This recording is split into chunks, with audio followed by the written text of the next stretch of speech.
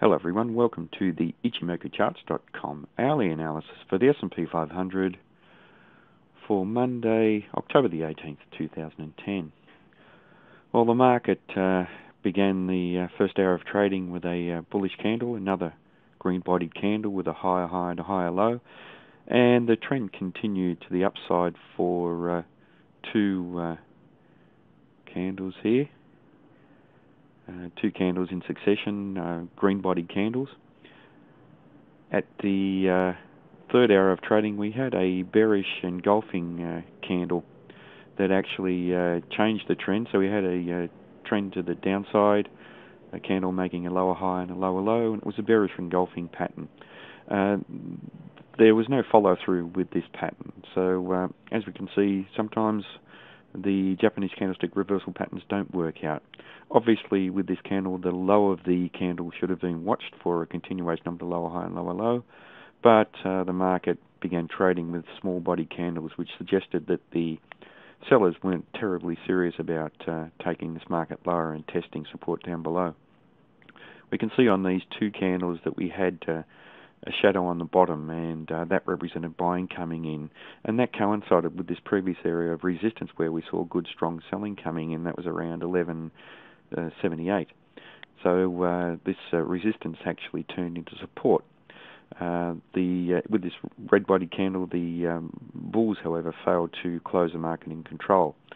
So it was more a case of the bears losing commitment.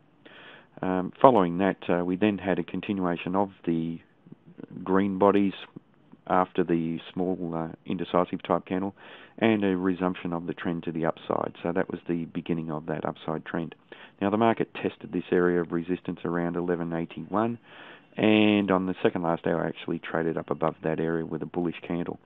We then tested the resistance at this swing high around 1184, and the market was able to close just above there. There was some downside price rejection in the final hour of trading, with the bulls losing some commitment, but the bulls did end up closing this market with control, and they showed some keenness and still some commitment, although they lost it.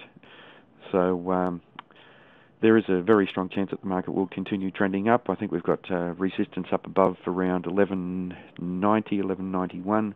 So the market can appreciate probably another 7 points from here. That's not impossible for this market.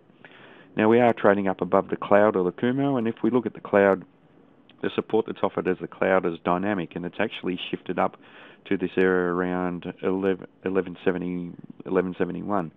So that's the next area that the market will interact with for potential support. Now we are trading up above the Kijun-sen and Tenkan-sen as well, so the market is bullish in all three time frames.